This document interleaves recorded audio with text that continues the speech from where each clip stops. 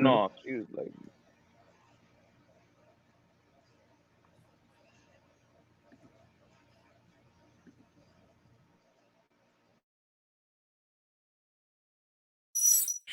Welcome to the whitest house. Slave souls haunt the halls when the light is out. Except the blood of the poor and the wicked mouth. The last gas of a world that is dying out. Welcome to the whitest house, where every room is a tomb that they lie about. Where you can put your filthy feet on the finest couch, and for the right amount, you can even buy it out. That's the essence of your entire political identity. You might be a white supremacist.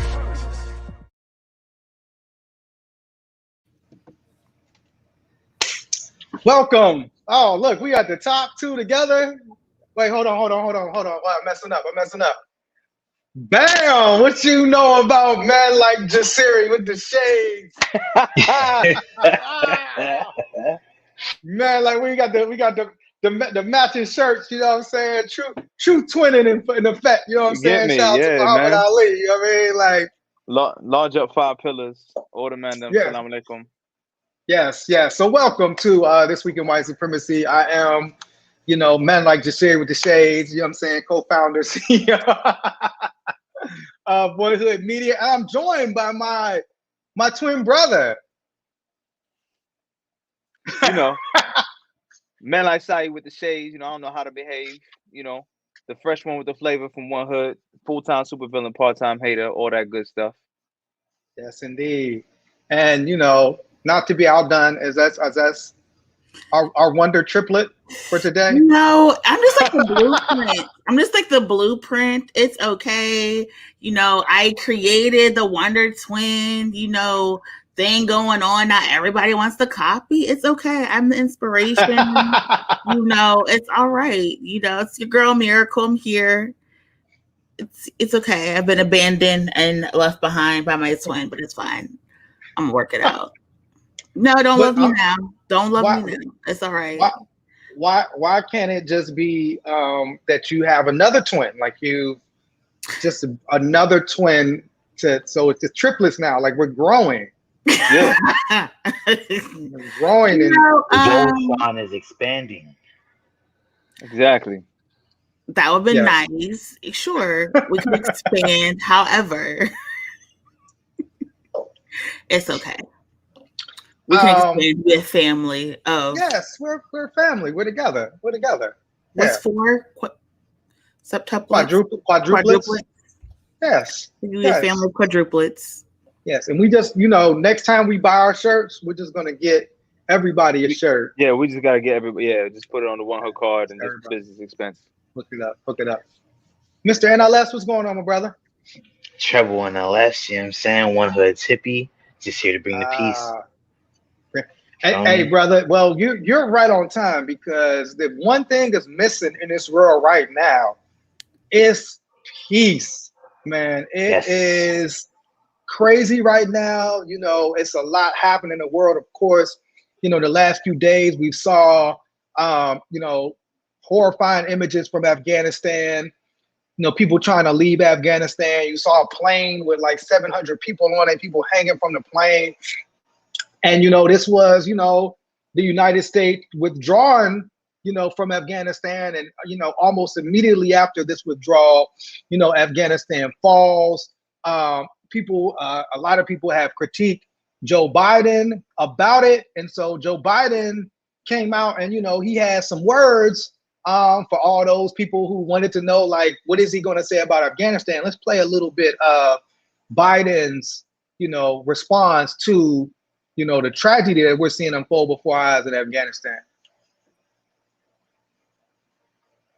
I stand squarely behind my decision.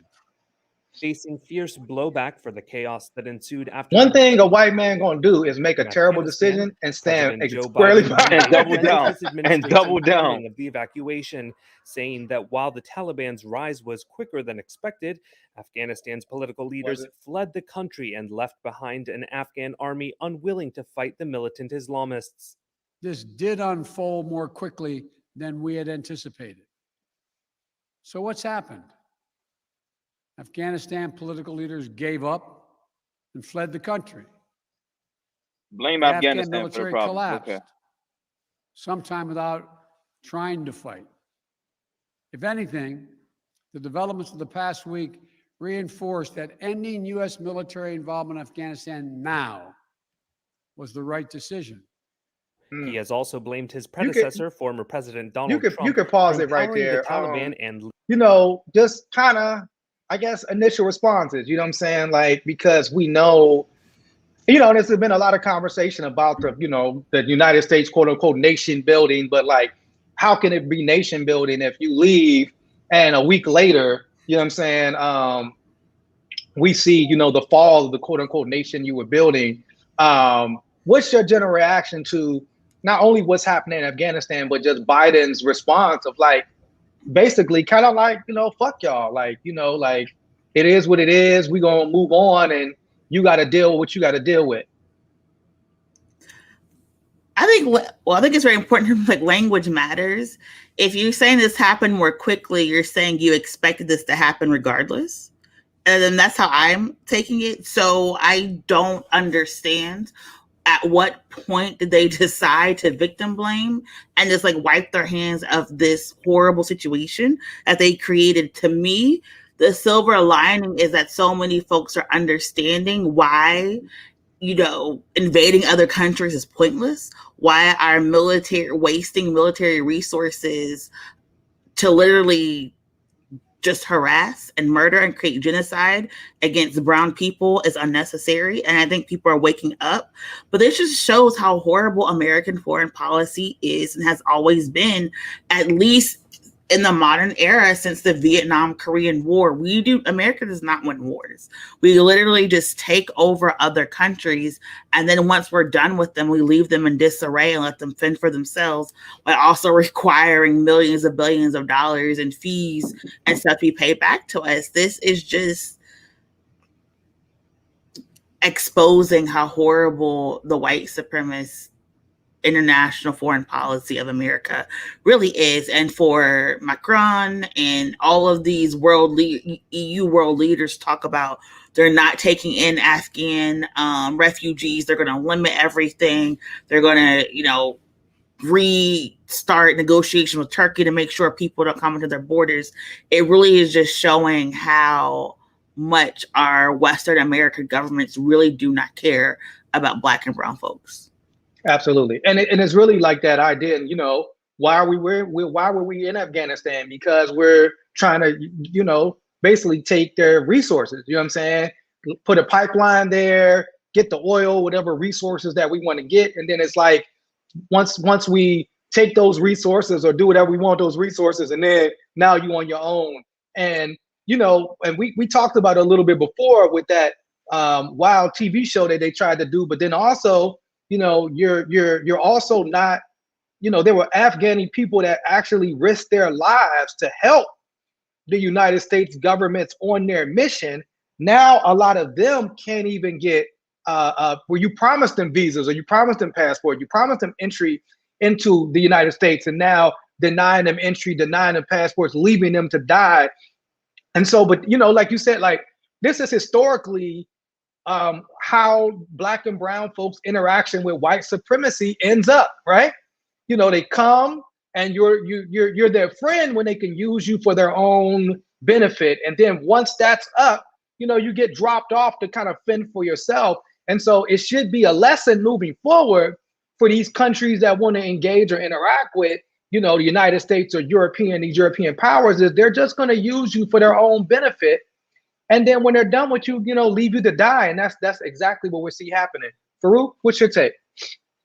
Much like what you just said, you know, the destabilization of Afghanistan over the past, 40 years that there's been military occupations there has always been about resources, opium and oil. And then, of course, the destabilization or the further degradation of the economic state of Afghanistan was always prioritized by the British, by the Soviets, and lastly by the Americans, who have had the longest occupation in documented history since, you know, Alexander the Great, really and truly. The thing that's alarming about the narrative, the language that Miracle was saying, was calling them Islamists. When you're calling somebody an Islamist, you're broad stroke painting the entire religion once again with this negative connotation that we're all tyrants or that we're all oppressors and, you know, murderers and all these different things. The fact of the matter remains is that America is exactly what it tells people to fear. Worldwide, America is the foreign invader. It is the illegal immigrant. America is the person that comes to your bed, or, you know, comes from under your bed at night and does all the horrible things to your children and your loved ones. That's what America is, and that's what America has done since there has been America. I would like to highlight that there are Afghan refugees seeking asylum and being granted asylum here in Pittsburgh coming very soon. And I want to say something here for the very good Christians that we have tuning in that are speaking out against the Afghan arrival, or just anywhere, just any place that seeks asylum. Hebrews 13, 1-3 says, keep on loving one another as brothers and sisters, and do not forget to show hospitality to strangers. For by doing so, people have shown hospitality to angels without knowing it. Continue to remember those in prison as if you were together with them in prison, and those who were mistreated as if you yourselves were suffering. That's what the Bible say about taking in refugees. So please keep that same energy. I mean, you know, bro, when they read the Bible, it's that asterisk, and then you go down below and it says white only. You know what I'm saying? Right? Yeah, exactly. You know what I mean? Exactly. So, like, yeah. the strangers, the prisoners, if they white, they get that, you know, and that's kind of why we got the show, you know. And then just to, you know, to kind of co-sign what you were saying, that it's also interesting to watch, you know, because, like, you know, those of us that voted and encouraged folks to vote, it was like, you know, it's always this conversation about the lesser of two evils, but the reality was the withdrawal of Afghanistan was one of those. This was something that Trump trumpeted, you know, wanted to do, talked about we needed to do. Why are we in these endless wars? And it shows, like, even if you adopt, you know, because a lot of times these Democrats are like, we want to be centrist and we want to do something. So even though you adopted this policy that Trump and these Republicans wanted, they still, you know what I'm saying, are giving you the blame for it. It's best to just do, you know what I'm saying, the things that we elected you to do and not worried about. It's always this thing of worried about how it'll play out or how people look, or, you know, we have to do stuff for both sides and we need this bipartisanship. Well, how does that look now where the Trump who, you know, months ago echoed this very policy is now saying this is the greatest failure? And now folks are, you know, these same Republicans are calling for Biden to be impeached. And so it just shows the stupidness of this idea that it has to be some type of bipartisanship with folks that could care less about, you know, your survival, or really even, you know, somebody had put something on Twitter, which I thought was really powerful, that said, you know, why would we think that American would care about Afghani people when American don't even give a damn about his own citizens? You know what I'm saying? Like, we don't even care about American citizens. So why would we think that America would then care about what's happening in Afghanistan or Lebanon, or, you know, which is also facing atrocities, or Haiti, you know, which had, you know, another earthquake. And, you know, at least with Haiti, we already know about Red Cross. We already know not to give any money to the Red Cross, because they really didn't give anything back to the Haiti people. They just improved themselves. And so at least now folks are saying, like, here are Haitian-led organizations that are actually doing the work in the communities, don't give to the Red Cross. Any other comments, Trouble? So first, I want to say I appreciate us having this conversation right now, because I'm still, like, educating myself on everything happening in Afghanistan. But just off hearing what y'all are saying and seeing what I've been seeing on social media and stuff like that, it's like America kind of reminds me of that partner that you might have had or come across, or that person that you might have seen who had a vibe that was off, just to later find out that he has NPD, you know what I'm saying? Narcissistic personality disorder. And this is like an open display of that narcissism. You know what I'm saying? It's like they're buddy with you when they can get stuff from you. They're cool with you when you serve their cause and when you support their rhetoric. But as soon as they can, like, no longer gain from the partnership, it's cold shoulder. They just kind of, like, push you off to the side. And then they start gaslighting you about the experience. saying, "Oh, that it didn't happen like that. It actually happened like this." They start putting out a bunch of news coverages, documentaries, trying to paint the picture in a way that like benefits their story. Like, no, Yep. this is what happened. Updating their Instagram story, and you're like, that ain't the truth. You know what I'm saying? You feel me? Putting them lies on your Instagram story.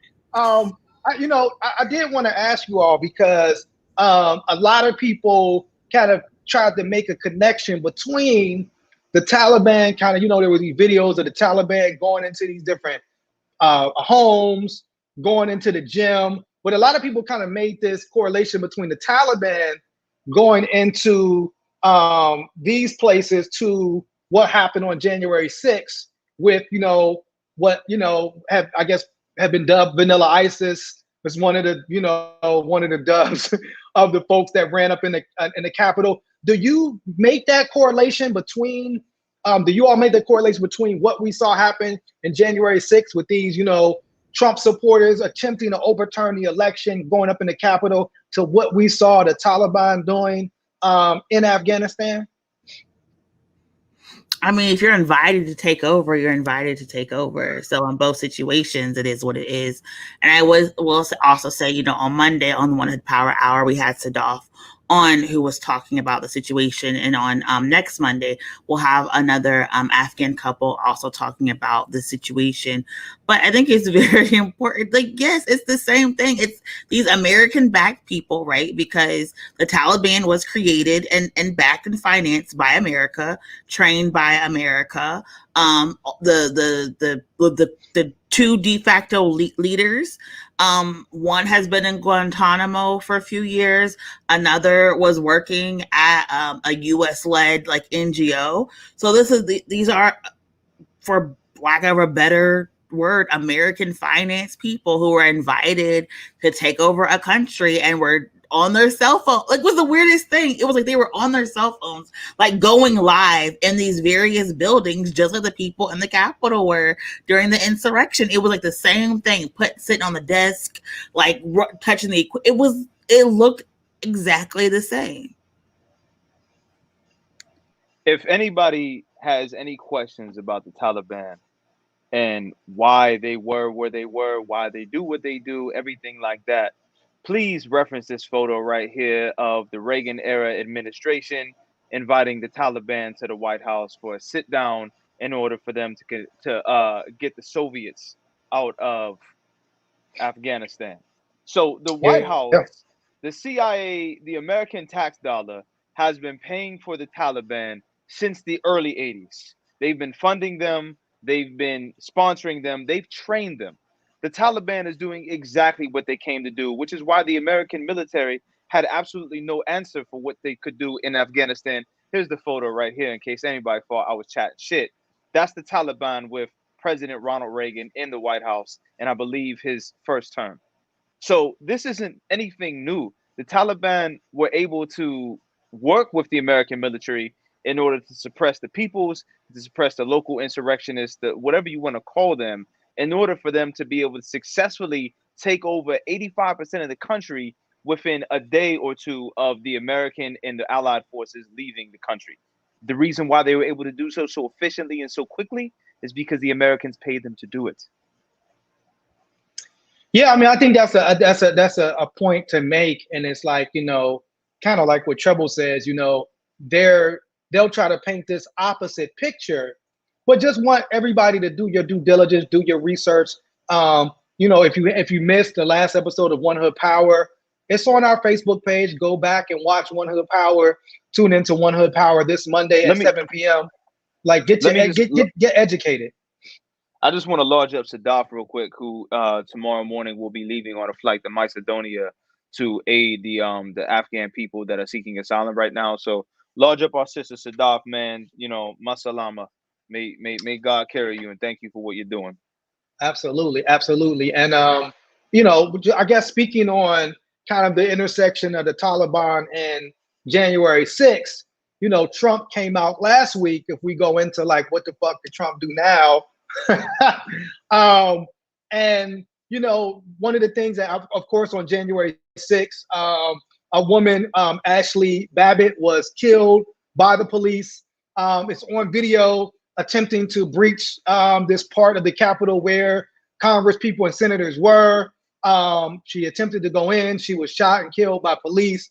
And so it is kind of, as somebody who have watched, like we watched innocent, unarmed Black people on video be killed by police and have watched, you know, and 99.9% of all occasions, these, you know, politicians kind of surround the cops and put on Blue Lives Matter flags and all that. Now Donald Trump is actually called the Capitol police officer who shot Ashley Babbitt a murderer. Trump's also saying that we know who this officer is, as if he's going to, like, basically, I guess, put him out there. And so, like, what do you all think about, you know, here, you know, supposedly the Blue Lives Matter, you know, group, a lot of these people had Blue Lives Matter flags as they were beating cops. A lot of these people who were charged with beating cops were also cops or ex-cops. Like, what the hell? I mean, it's almost like mind-boggling to watch. What is this? White supremacists kind of tearing themselves apart? What the hell is going on? White supremacy is a mother that will eat its own young given the opportunity. That's what it looks like. Miracle? Has the shooter been, like, has he been revealed? He has not been revealed. Oh, because for some reason I thought it was like a Justine Diamond situation where the officer may have been, you know, African American. So I may have gotten like the wrong like information. But I think that he's playing to his base. You know, there was this officer who got, you know, they said he put out like he loves his country, but he hates his government, is a white supremacist. And the police said they're not going to like fire him because there's no proof that he's tied to like a white supremacist organization. It's like he's just throwing the baby out with the bathwater because he knows something is going to stick somewhere, and he's okay with that. They're picking and choosing what officers stand with them because the Capitol Police officers were standing with the Democrats, right? So those are not the type of blue lives that matter. The type of blue lives that matter are the insurrectionists. So wait, Miracle, blue lives have exceptions too? White supremacy is elastic. It always has exceptions and qualifications and will always put people out. Like it's just like Trump is building people who are loyal to him. Right? It's not loyal to the GOP. It's not loyal to America. It's to him as a person, Yes. which begs the question, what's going to happen when this 70-plus-year-old man is no longer living on this earth? What are all of his followers going to do? Yeah. But that's how he's able to pick and choose what police officers he likes and which police officers he doesn't. Right. It's interesting because it's similar to this, like Afghanistan, like we're going to support you up until the point where you do something that we don't like. And it's like, it's not like the Capitol Police showed up that day to like try to fight Trump supporters. You know what I'm saying? They got a job to, I mean, this is what they always say, right? They're just doing their job. They're just doing their job. They're just protecting, you know what I'm saying? And so like, it's you know, I wouldn't even say that they're necessarily standing with Democrats. They're talking about these Trump supporters and white supremacists that, you know, beat them to an inch of their lives in some cases. And the idea that, like, you know, just because they were Trump supporters, all of a sudden, like, now, you know, we're leaving you alone. Now you're a murderer. Trump is saying that they should be prosecuted. There should be justice for her. And so it would be interesting to see if this would actually lead to some type of a revealing of what the officer's name is, some type of a prosecution of this officer. Or, I mean, these people ran up in the Capitol. Would they try to do some type of vigilante, you know, stuff with this officer? And I think this is what, you know, and there was this conversation with, ironically, with CNN's legal analysis, Jeffrey Toobin. And, you know, if you don't know what this dude has done before, maybe if you Google it, don't be at work because this dude. No.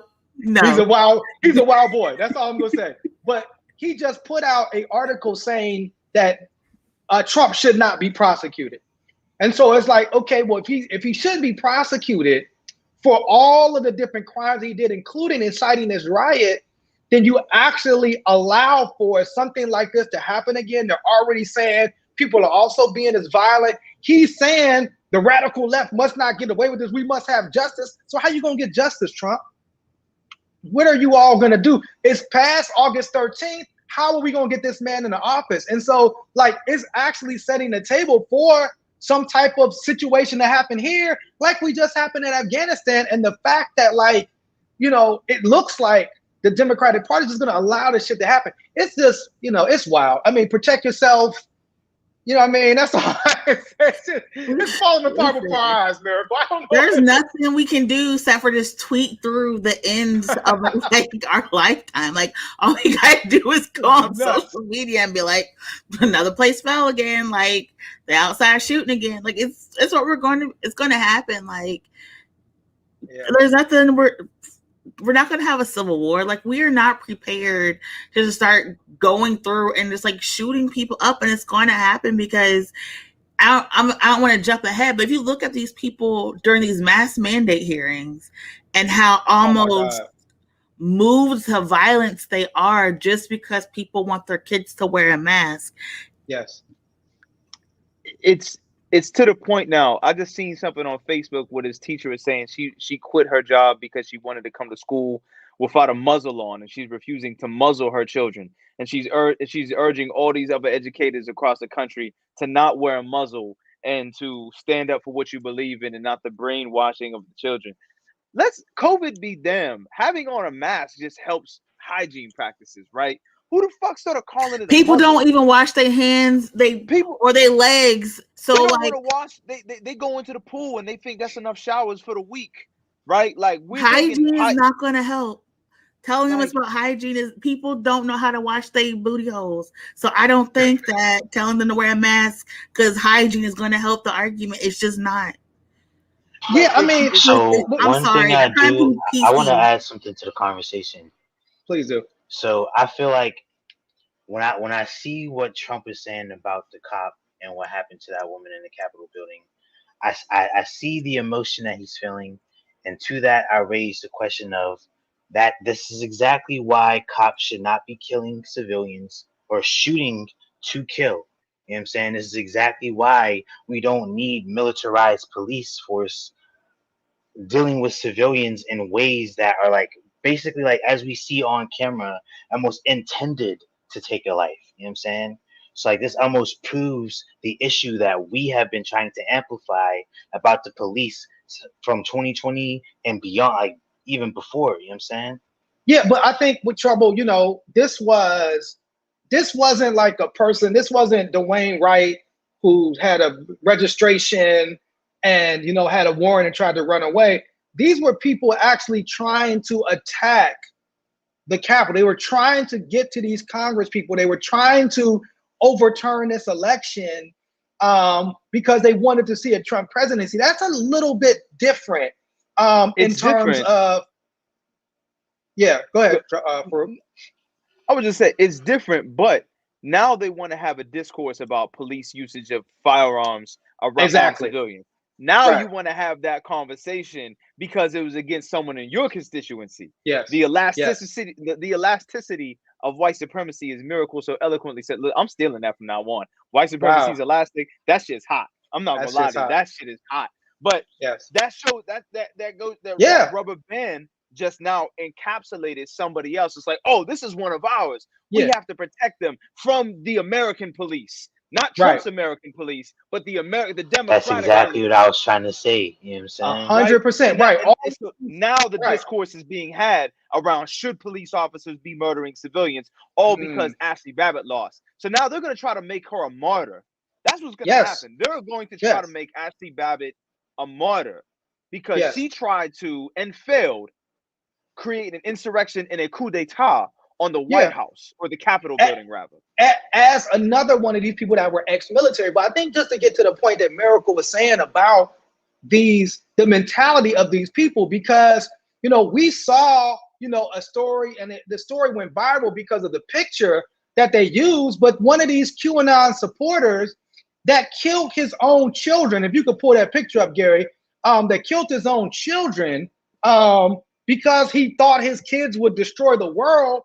And, you know, one of the reasons that the story went viral is because, you know, somebody had posted a picture earlier was like, This is how photos be looking in headlines when a white man kills his entire family. And literally, a white man who killed his children gets the we're in the water photo with the children, not the mugshot, not anything else, you know what I'm saying? But I think it just goes to, like you said, Miracle, the mentality of these people. It's like, if you're so, obsessed with Trump and he won the election and, all this stuff, you don't want to wear a mask, you don't, even though it was the Trump vaccine, he got vaccinated, but that doesn't matter to you. It's like we're seeing a mentality of people that are, just like you said, you're ready to be violent. I mean, we saw it here in Pittsburgh. We saw a group of armed people go to the city county building downtown, fully armed, because of mask mandates, because they simply had to put on a mask.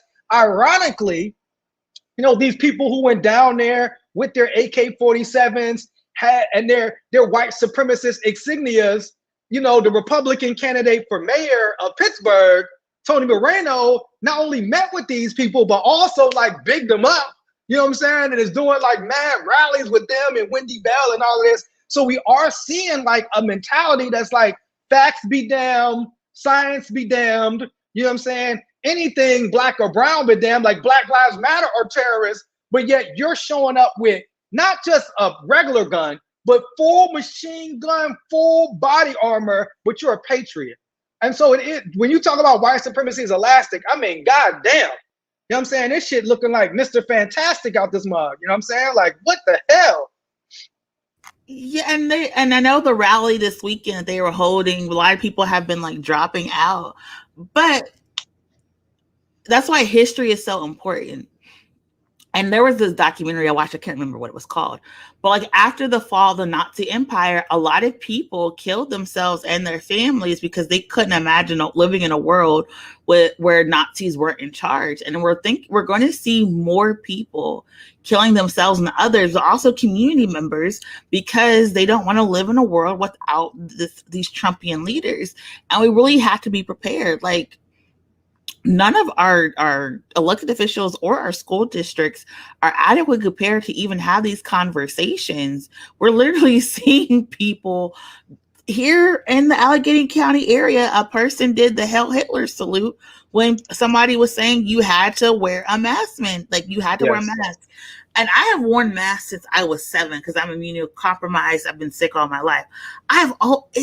There are so many different types of masks you can buy. There's masks for athletes, masks for people who are allergic to plastic and different things. There's so many things that you can buy. There's even see-through masks. Like, I get the slippery slope argument, but again, it ties back into Islamophobia, because there's this meme where it's like 2020 it's a mask, 2021 it's a face covering, 2022 it's like a full-on hijab. And I don't understand how people have made so many jumps, but at the end of the day, I am very afraid what's it going to look like when we have to go down and go to the city county building and give testimony or do court watch or all type of stuff, and be forced to be around people who aren't going to mask in order to vote. We have voting, all this type of stuff. I don't think we are prepared as a society to deal with all the fallout while we have this Delta and now Lambda variant just like rearing its ugly head. I don't think any of us are safe at all in any type of way, shape, or form. What this is okay, go ahead, Farrell. This isn't exactly our white pages, but I feel like it would be important to drop this right now. This is just like Animal Farm. Has anybody ever read Animal Farm by George Orwell? This shit is exactly the same. George Orwell was on one with 1984 and Animal Farm in Brazil and all that. He was a time traveler. Of course he was on one. Had to have been, man. He had to have been. But no, seriously, allegedly, yeah. But what Miracle is saying right now, there is a legit fear in the ill-equipped, the fact that people are ill-equipped to have these conversations, because what's going to happen is white Americans react with fear towards everything. We have refugees coming right now, time with this Delta and this Lambda variant, where we're looking at another lockdown right at the change of the seasons. The school's coming back in, football's about to happen, and then Thanksgiving. you know, all this is like primed up for like the America season finale once again, right? This year's America season finale is probably going to go out with fireworks and some wild shit, all because of this rhetoric that the media is just pumping through. And that's why we do this show right here, is to kind of cut through all the bullshit, right? A good friend of One Hood and, you know, a fantastic human being, Maytha El Hassan, who's a writer on RAM, he famously said, no media is objective. But what we're doing right here is we're trying to cut through all this shit because we about to see something unprecedented, right? Well, we've been seeing unprecedented shit. Every year the shit just keeps getting wilder and wilder and wilder. And right now, with Trump calling a police officer a murderer, trying to create another insurrection going into the fall, timed up with this Delta variant, man, this shit about to be wild. Does it bother you all that you know, Tony Moreno, who in Pittsburgh is a Republican candidate for mayor, he was the Democratic candidate for mayor, and then he lost in the Democratic primary, so he went to the Republicans. Does it bother you all that he met with this group that, although the group says like they're not white supremacists, they have this white supremacist ideology, obviously is super armed? Does it? I guess if he meets with Wendy Bell, why should it surprise us? But is this something? I mean, for me, I look at it and say we're in this city that the FBI said had one of the highest activities, white supremacist activities of all cities in the United States of America. And, you know, here's this candidate that is, you know, bigging up these folks, meeting with these folks. You know, what do y'all think? How do y'all feel about it? Shit, that's regular. We knew this was gonna happen. Like, I don't see why anybody another surprised. day. Like, another racist day in Pittsburgh, brother. he came out as the police mayor, right? That's what he said. It was like, I was a former police officer. You know, come on, bro. We expected this from the jump, man. What bothers me is that he actually like tried to say, I mean, he said, calls himself a minority. He put his ancestry.com on his website. That shit, man. And it's like, bro, you realize if you got to put your ancestry.com on your website, you're white. I mean, that's like a super white thing to do. You know what I'm saying? Like, bro, you're white. See, when I said that last week, y'all said I was bullying y'all racially ambiguous folks, and I just won my job. You are justified, Miracle. I mean, no, it's real. If you got to bust out with, oh, you know, I guess they said he took it off his website, but it said he was like 19% indigenous. I don't know, man, but like, bro, I mean, I don't know how. So he wants the one drop rule to apply. If he was culturally raised, I believe I believe it was Mexican and indigenous. That's his culture. And again, we can't, you know, label and define, you know, what people's ethnicities or how they identify. Sure. But I think it's also very telling when people lean into who they are only when it's convenient. I would like to know what was. And again, we have invited him to the 100 Power Forum, so I hope he shows up. But I would like to know, like, what was this ethnically, racially ambiguous person doing while they were a cop? Like, how are they pushing back against white supremacy? We've had local officers be a part of white supremacist groups, falsify evidence, lie on people, assault people, all type of things. So if he is this 20+ year veteran of the police force, I would like to know like what he has done. We talked to, you know, people like that's a great question. Tiffany and Commander Holmes, and they're always talking about how they've changed the culture, community policing, going back, doing mental health and different things. So I would like to see, you know, what he says. But to your question, I call this area Pennsylvania and other things. I'm never surprised when I see like white supremacy. I am surprised that people are so shocked. Like the situation that happened in Mount Lebanon or Fox Chapel. Like people are like, oh my gosh, racism happens here. And it's like, it does.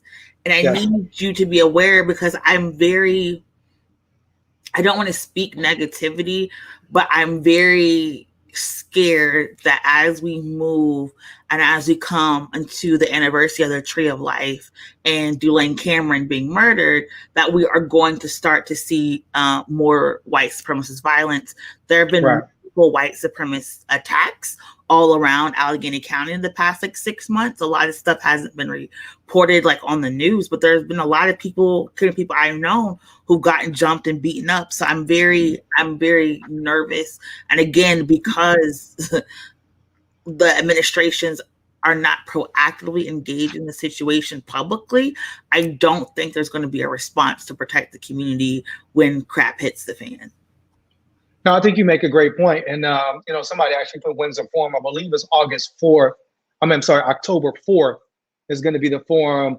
It'll be on One Hood Power Hour. Actually, very soon, we're going to put out an announcement of all the different forums, candidate forums and election forums coming out on One Hood Power Hour, because part of what, One Hood Power is attempting to do, and I think doing, is educating folks about the election and the power of voting locally. So keep your eyes open for that. But just on that, like you said, Miracle, I mean, we had a police video, a Pittsburgh police, and, we're coming off of a Pittsburgh police officer that was, I guess they had a Facebook page, and then it got exposed, and all these officers were, dissing Black Lives Matter and sharing all these negative memes. A Pittsburgh police officer was caught doing the same thing on his Facebook page.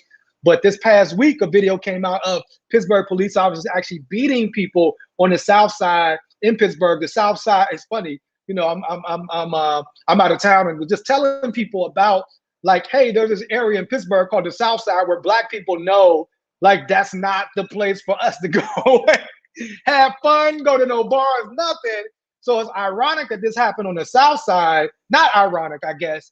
And so if you could pull up that video, Gary, and we'll just show you a little bit of this video and what happened. And I guess this is under investigation now. KDK is getting answers after a violent weekend encounter with officers on the South Side was caught on camera. Royce Jones is here with the video, which is now under investigation by Pittsburgh police. Royce. Well, the incident happened inside the Cambodia Kitchen on East Carson Street. The person who recorded this video tells me she was walking over to grab food around 2:30 Monday morning when the brawl broke out. You can see this group of people coming to blows. The video shows at least two men throw several punches towards somebody on the ground. Several officers storm over, toss one of the men out of the way, as if they're trying to break up the brawl. But on camera, it appears some of the officers start throwing their own punches and even some elbows as people scream in terror. However, information surrounding the situation is scarce, which is why the Independent Citizen Police Review Board tells me body cam video will play a critical role in this investigation. You can stop it right now, because we know that Civilian Police Review Board ain't gonna do a damn thing, because they ain't done a damn thing about no. Was it a black person they was beating up, or was it a white person? I thought it. I heard it was. I read it was a black person. Is it wrong to just assume it's Pittsburgh police? I mean, they throwing blows. They don't be throwing hands with white people. You know what I'm saying? And they be talking crazy to them. So right, I'm gonna just. I will say on the South Side, the Pittsburgh police will F anybody up at any given moment. Everybody's fair game on the South Side for the Pittsburgh police, man. They get busy because they what beat if up Tony Moreno was one of these, like? What if Tony Moreno was out here throwing hands with black people on the South Side and shit? Like, I bet he was. That's what I'm saying. 20 years ago, Pittsburgh was a super violent city. But it's a question of, like, and I think it goes back to, like, are we going to be able to ask this guy questions about his candidacy? And I think that's one of the questions that we want to ask. Like, okay, we saw this video, Tony. We see these officers throwing like blows. That doesn't look like an attempt to break up a fight. That looks like an attempt to escalate violence. Like, you're adding to the violence, you're escalating the violence. Is this the type of policing that you want to see in the city? Is this the type of policing that you support? You know what I'm saying? As kind of the mayor that backs the blue and all of this and this and that. Or, Chief Schubert, who he's standing with the black community, he does all of these interviews and different things. And it's like, he does all this PR, but like what we end up seeing, like our interaction with police officers is not, some random person's interaction with Chief Schubert when he has cameras on him. It's oftentimes what we see happening in this video on the South Side, or videos like it. And so I think that's the question as we move forward. And, for full transparency, One Hood, along with APA and the Abolitionist Law Center are, doing this process about reimagining public safety. To me, that's not public safety.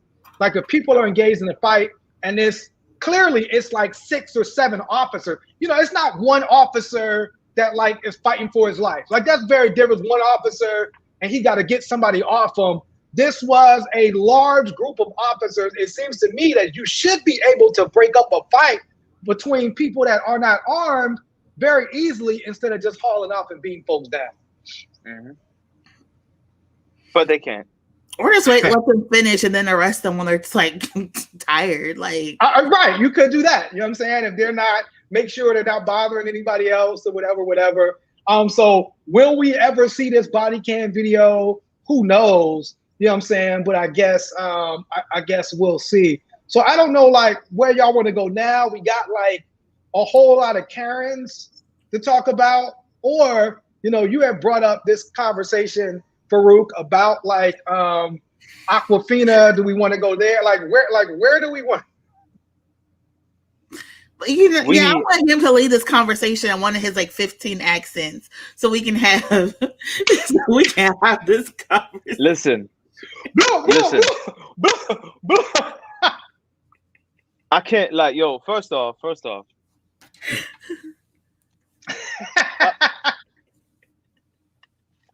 Let me preface it by saying this. I've been doing martial arts for 30 years now, 31 years. I have never once tried to mimic any type of an Asian accent. Never tried to do, can I speak a little bit of Japanese? Absolutely. But do I try to sit here and pass and mock the culture and appropriate it? Nah, I draw the line at me practicing a specific portion of the immersive and massive Asian culture. I don't relegate it to some funny accent or some mockery or some interpretation or characterization. Jasira, you said you was about to say something. Go on. I actually say that. So I'm actually gonna I'm asking Gary to pull up the video. Okay. Because people might not know what we're talking about or who we're talking about. There's an Asian actress slash rapper, right, who goes by the name Aquafina. And if you started at 2 minutes and 20 seconds, Gary. And basically, all right, well let's play it. This is her in the movie Ocean's 8, or I think that's what it is. Yeah, and we don't own, we don't own, rights to this. Don't sleep, cause she might disappear. Saw that? Wet, right? She came back though. She likes you. All right, let's hit it. And we're following the queen. This is our only choice. The turnover in pickpockets is huge. Where's she at? Where that bitch at? Where's she at? Wanna call a lifeline on that one? All right, that one is mine. And that's even like a southern twang of an accent. That's not even a New York Queens. Yeah, she's from Queens. It's like no, she's not even from Queens. She's from the suburbs, like the suburbs. I mean, there's a lot of suburbs in Queens. So where the only 2.5% of the population is African American. Okay. And so this is Aquafina is an Asian actor. She kind of now, I guess, is going mainstream. I guess she's in Disney's new film. But she's in the new Disney film, Shang-Chi. And so people talking about, and people call this a black scent. So you see this Asian actress doing this, calling herself Aquafina, that's not her name, and doing kind of this black scent. And it's like, that's how you come on. And I guess recently she had made a statement about how she only takes roles if these Asian characters are written a certain way, that she's not going to be a stereotypical Asian character. And so of course black people took offense to that, because it's like, oh, but you can stereotype black speech, like you said, Miracle. It reminds me very much of Iggy Azalea. Is that her name, Iggy? It reminds me very much of Iggy when she came and she was using this like Southern black accent, and it's like, you're from Australia, from New Zealand, or New Zealand, I wherever. I was her biggest fan. And I was like, oh my gosh, she came out here when she first dropped out. I was like, yes, girl, go on, go hard. And they're like, bro, she's not even from the South. Like, she don't even go here. And I was like, she don't even go. Mean Girls reference. She don't even go. So like, how do we how should we? And I'm asking you all, like, how should we deal with this? You know what I'm saying? Because it's like, Because they do that because y'all let them to the ghetto. What's that white man who always in black folks' business because he played that racist in the Spike Lee movie? What's his name? Michael Rappaport. Y'all let all these people into the culture, and now we have to go back and gatekeep and kick them out and hurt their feelings because you all let the little rainbow man say the N-word still, all type of stuff. We have to the snitch. We have to gatekeep our culture and say, you know what? 100%. And this is one thing we were having the conversation with my friends that was talking about how, like, when the Little Nas stuff happened with the baby and Boosie, you didn't see any gay people talking about, I'm gonna give this person a gay card, I'm gonna give them a gay pass, I'm gonna do all this type of stuff. No, they're like, that's the ally. An ally has to do A, B, or C. There was no like, okay, I'm gonna give this person an invite to the cookout and now they can use a black scent because they like us. No. You can sit there and be like, oh, cool, that person's my homie, they're my friend, and they're chill. There's a difference between growing up in a culture because you're in a neighborhood and speaking a way situationally. It's also a difference between code switching, but when you're just doing something to make a name for yourself, like Timothy De La Ghetto, right? When you're doing something to make a name for yourself, to market and gimmick, it's disrespectful and it's beyond appropriation. It's exploitation. And because you're doing it in a stereotypical way and you're not bringing the culture together. So whether it's you're making a cookbook or a recipes for a culture that you're not a part of, or you're doing TV shows, all type of stuff, you're stealing. And we literally have to go back and now gatekeep, like, this is ours. Yeah. And the last thing I'll say is, if you lived in Washington Heights, went to Puerto Rican Day Parade, all this type of stuff, nobody's going to say, oh, you're an honorary Puerto Rican, you can say this. No, they're going to be like, thank you for coming to the Puerto Rican Day Parade. Have a good day. Black people somehow are the only culture where it's like, if you like us, we now say you could be a part of us or you could exploit us. No other culture does that. If I go and I sit and have, food with my Jewish brothers and sisters, they're not going to say, oh, she's Jewish now, she can go and sit. No, they're going to be like, thank you for being a guest, go home. And we now have 100% people go home. And that's how we change things. And I think you make a great point. And I'm going to come to Trouble after this. I think you make a great point, Miracle, because you actually, like, we just saw what happened with the baby in those comments. And it was like, the baby tried, oh, I know mad gay people. That doesn't matter how many gay people you know. You know what I'm saying? Because we believe that you said something that was offensive. And so we're going to make sure that now you're not a part of these things that's going to be a benefit to you. You know what I'm saying? That's how we should roll. I don't care where you grew up. I don't care who you know. Because you're not Black, using those words or using those accents is offensive to us. Therefore, we're going to organize to say, no, you're not going to be a part of this Disney film, because if you're a part of it, we're going to make sure that we don't watch it or we boycott it or whatever. And like you said, we're the only group that don't do that. We're always want somebody to cook out that, you know what I'm saying? Like, I mean, it's kind of wild that we do that. And so you're 100% right. We need to get our gatekeeping on. So I'm going to go to Trouble and then Farouk. So I was sitting here trying to ponder to myself, why do so many Black people allow white people to take part in Black culture? And I'm like really thinking about it, and I'm like, oh wait, some Black people feel like white people did them a favor by forcing them to assimilate. So now they think they're returning the favor by allowing them to take part in our culture. And it's like, now it makes sense. You know what I'm saying? It's like I empathize now because like I can understand. I don't agree with it. That's not me saying like I, support it or in any way like endorse it. But I can see why a Black person would take a white person and be like, oh yeah, bro, you can say the N-word because you taught me how to read. You taught me how to speak so eloquently. You know what I'm saying? And start tap tone a little bit. Yeah, and a lot of it I think is economic too, man. You trying to, it's just, it's cooning. You know what I'm saying? Like, Farouk? My question is, do you speak to your parents that way? Simple question. Do you speak to your parents that way? Like, do you talk to your parents like, yo, what's good, my nigga? You gonna say that to your parents, Aquafina? Like, you know what I mean? Like, no, you're not going to. 100%. Part of your upbringing. Your parents didn't teach you to speak that way. You weren't brought 100%. Up in that environment. So why are you speaking that way? Like, his completely All facts. Miracle made a joke about me having a whole bunch of different accents. Very true, very funny, right? Hilarious. I didn't primarily grow up with, I have 2 younger brothers. We have completely different accents. We didn't grow up in the same household. We didn't grow up in the same region. We didn't even really spend most of the time in the same country. So we have completely different accents. However, we all sound the same. We talk with the same syntax. Yeah, rhythms.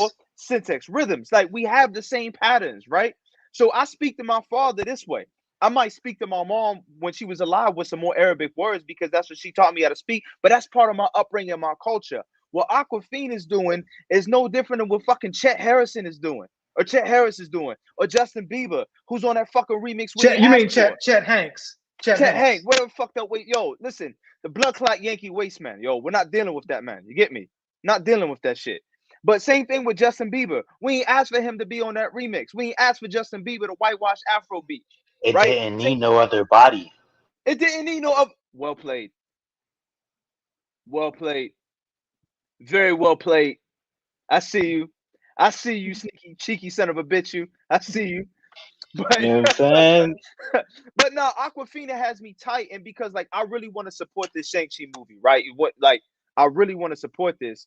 The whole reason I stayed away from Ocean's 8 was because of Aquafina. We have Rihanna in there, right? I wanted to support that, so I'm kind of torn on this. But like, yo, Naja Beek, fam, we don't need to hear them talks coming from you no more. Naja Beek, Naja Beek. So real quick, ironically, this week our Terry Crews of the week is actually Terry Crews. You know what I'm saying? Like one of the reasons why we call it go nigga. Go figure. The Terry Crews of the week, because probably 50% of the time it actually is Terry Crews. This time, if there was going to be a black celebrity that was going to defend white people not showering, it was almost 100% going to be Terry Crews. So Terry Crews, now, although in this article, Terry Crews says he takes showers and he, like The Rock, takes a lot of showers a day. He said, if you're not sweating, you do not need to take a shower. So I can't lie. In the wintertime, I use that logic. I didn't sweat today, so you know what I'm saying?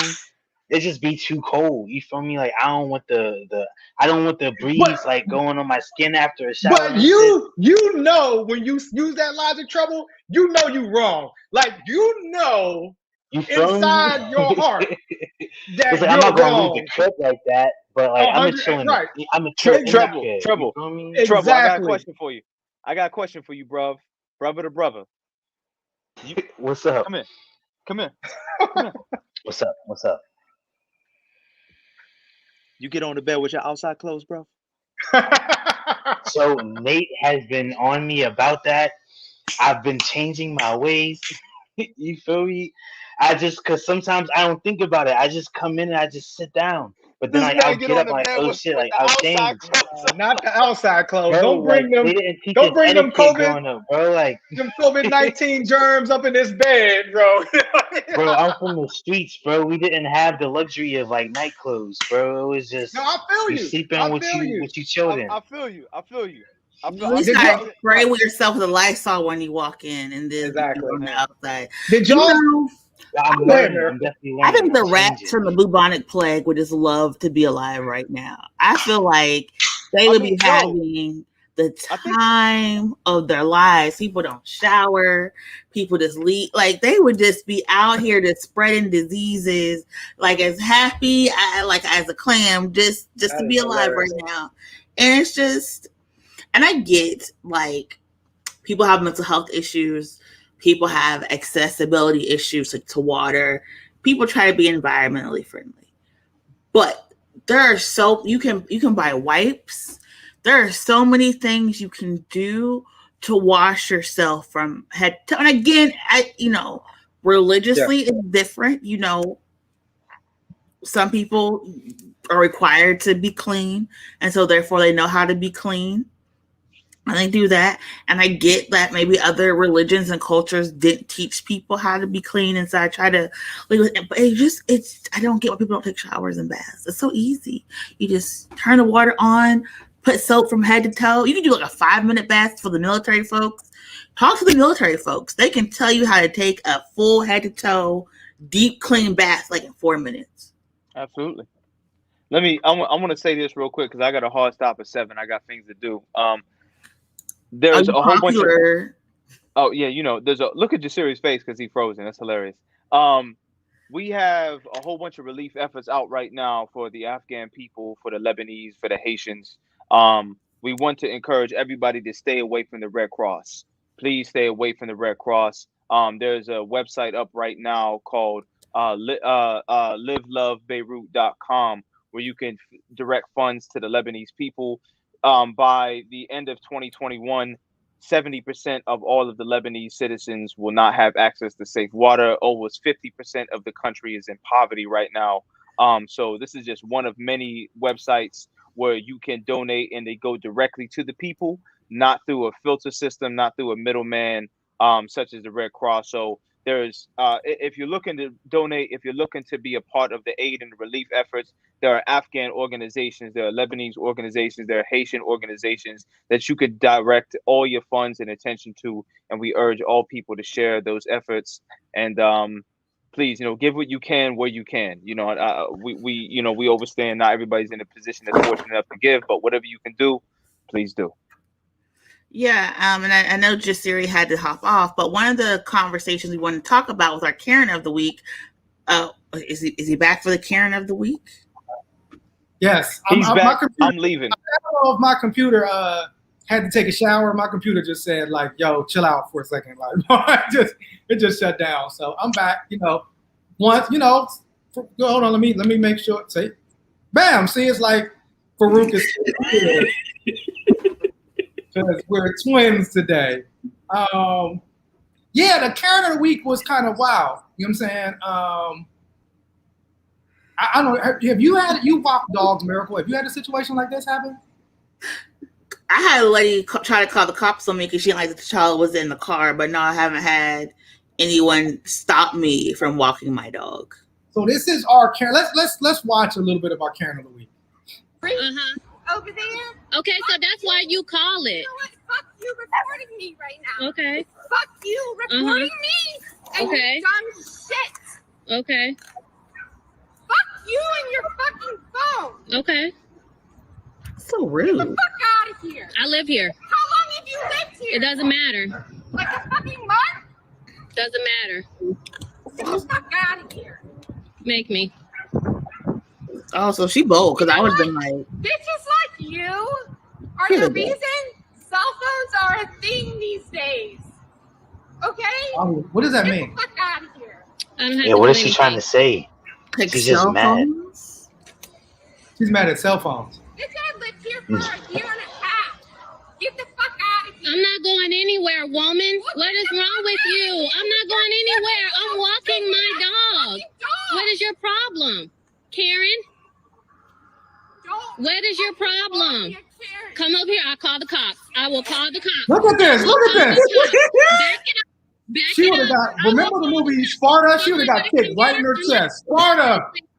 Get your ass out of my fucking face. Really? What is wrong with you? Listen. What is wrong with you? Really? That's enough. What is wrong with you? I wasn't doing anything. I'm walking my dog. I am walking my dog. Get your fucking arm. I'm not going anywhere. Nobody's on you. You need to go. Shout out to the ally who was like, not today. Hey. He already saw it going down. It was like when she called her Karen, it touched the Karen in like her inner Karen. It's like call her name. I mean, it's just super wild, right? It was like what? It was like the Karen like processed out of her. Yeah, I mean, thank God for cell phones. That's what I'm saying. Like and hopefully we'll find out this woman's name. Hopefully she'll lose her job. You know what I'm saying? Like, but it's that idea of like, you live here. And it's weird that and I guess because we grew up Black, I don't understand the agency of feeling like because I live in a neighborhood now I'm like a deputy cop or sheriff and it's my responsibility to police my neighborhood, everything that's going on. I don't understand that concept or philosophy. But obviously these white people, because we have I mean, it's about 10 Karen stories that we can't even get to about these white women doing mad, wild stuff. You know what I'm saying? Yes, including one who likes to run an Instagram account. Talk about that. Talk about that, Miracle. So this woman decided to run an Instagram account called So You Want to Talk About. And knowingly ran this Instagram account as a Caucasian person because she wanted to talk about all types of things racial.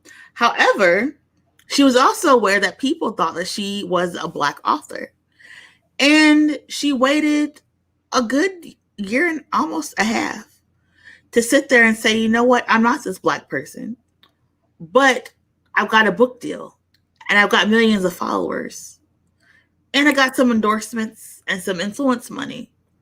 But now I see the error of my ways. Do we know how to pronounce the Black author's name? I'm terrible with pronunciation. I thought it was Ajima Olu. Ajima Olu. We're gonna Ajima Olu. Her book is So You Want to Talk About Race. It's our white pages of the week. And so just like you said, this white woman started this So You Want to Talk About. And this Black woman author actually reached out to the Instagram account to say, who are you? Who's running this account? Because everybody was assuming that it was her because of the tremendous success of her book. But, the person didn't respond to her, didn't answer her. And after, much people, so Black people, and, shout out to Black women because they will gather together and call your ass out. You know what I'm saying? And so now you want to do I'm sorry, I'm going to change the name, blah, blah, blah, blah. You know what I'm saying? But like you said, after you got 2 million followers, after you got a book deal, and basically after you use this Black labor to become famous and Black name to become famous. And it's like, that's not allyship. If you want to have a conversation about race, how about you name your Instagram account, White Woman Wants to Talk About Race? Name it like I think she needs to run her some coin. She definitely owes her some money for that. She definitely needs to run her some coin. What she should do, what she should have done is turn over the whole account to this Black woman author and say, you know what? Since I built this fraudulently off of your book success and your labor, I will turn this account and these followers over to you and you run it. And she needs to start her own damn thing from scratch. Her own, Karen talks about race, whatever the hell she wants to call it. You know what I'm saying? Because she still has millions of followers. She still has a book deal, although it's put on hold. And so, yeah, we need to, that's not allyship. So shout out to, we hope we're pronouncing your name correctly. The book is So You Want to Talk About Race. That's our white pages of the week. Get it and support directly this Black woman who, and I really love what she talked about. She's not interested in the memification of race conversation, that she wants to have real, detailed, deep conversations on race. So shout out to her and the great work that she's doing in this field. Any other things that we got before we close? If you want, I'll also too, go to our One Hood Twitter account. We didn't even get to the Pennsylvania Black dude that pulled up in the wrong stop. That billboard was crazy. But it's currently on our One Hood Twitter account. So go to our One Hood Twitters at One Hood on Twitter and pull that up. Just being Black and driving through, like Miracle said, Pennsylvania can be scary. You know what I'm saying? So, shout out to that person who recorded that. Anything else before we close? Gots to be more careful. Yes. Anything else before we close? Do you have any never lose sight, Miracle? Never lose sight.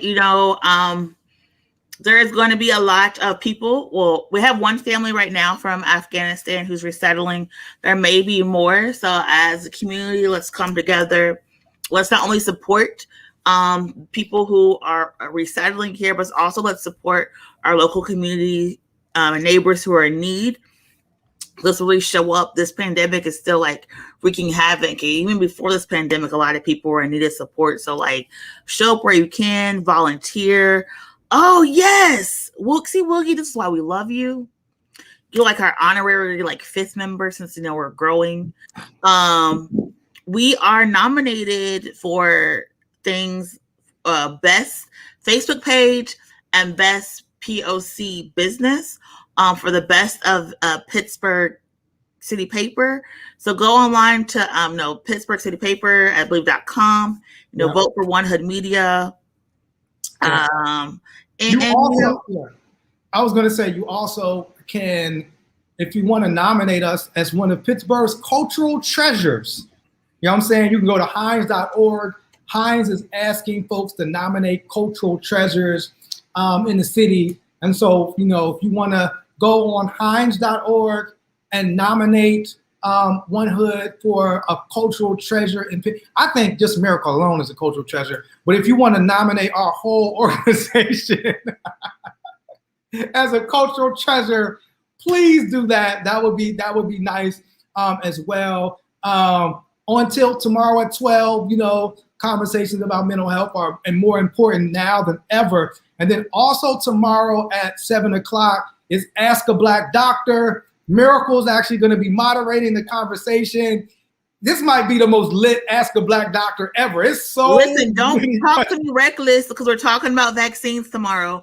Tell your friends to tune in, but don't be talking about reckless as we talk about these masks and these vaccines for these kids. Well, I always tell people, like, come ask the questions. Like, don't like wait till the show is over and ask me. Because guess what? I ain't a doctor. You know what I'm saying? Like, I can't give you an informed scientific piece. But guess what?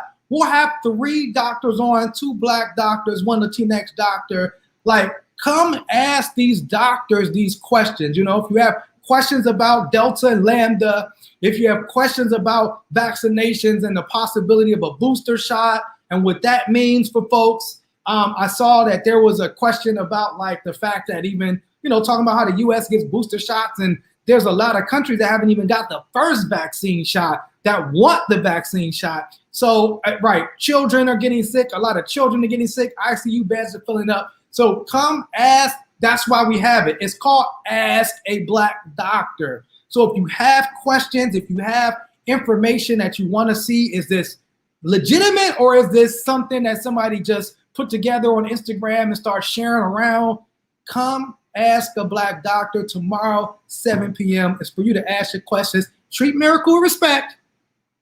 Treat the doctors with respect. Just ask the question. You don't have to it's not, debating. Ask the doctors a question and they'll do their best to answer it if they can. So tomorrow, 7 o'clock, Ask a Black Doctor. Holla at us. I think that's it, right? Yes, all right, well, we will see y'all next week. We hope it's less white supremacy. We know it probably won't be. You know what I'm saying? We're thankful that there are no bubonic plague rats, but I'm fascinated at happy bubonic plague rats in 2021. We're happy they're not around. But if they were here, they'd be getting down. They'd be partying. They'd be celebrating. So see y'all next week. Peace. One Hood. Welcome to the whitest house. Slave souls haunt the halls when the light is out. They suck the blood of the poor and they wipe their mouth. The last gasp of a world that is dying out. Welcome to the